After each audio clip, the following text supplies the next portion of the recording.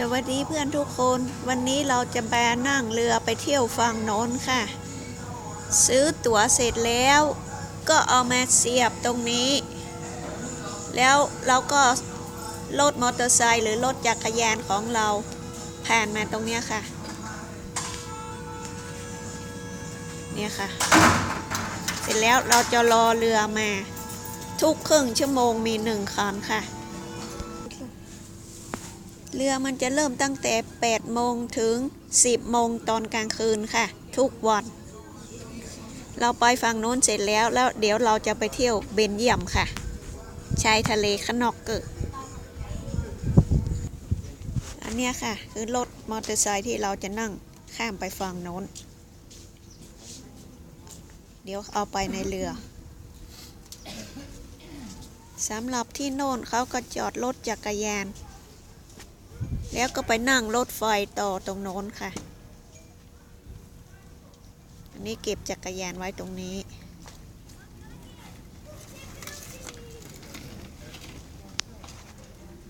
เดี๋ยวเรารอเรือก่อนนะคะ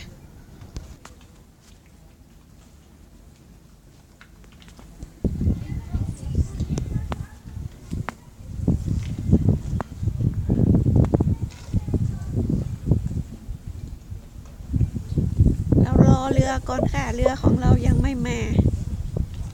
เพราะมันเพิ่งออกไปเราไม่ทันค่ะนี่คือท่าเรือสำหรับรถจักรยานและรถมอเตอร์ไซค์ที่จะข้ามไปฝั่งโน้นจากฟลิตซิงเกนไปเบรสเกนค่ะเสร็จแล้วเราก็จะนั่งสกูตเตอร์นั่งมอเตอร์ไซค์ไปที่สลาว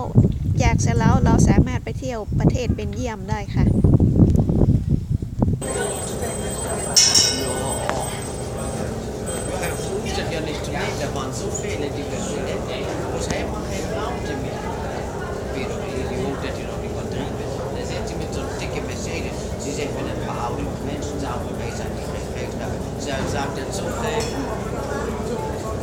Nee, wenn auch mit Familie, mit Frau, mit 4 Kindern oder ein paar Kindern, sagt er zu mir, hey, da bin ich.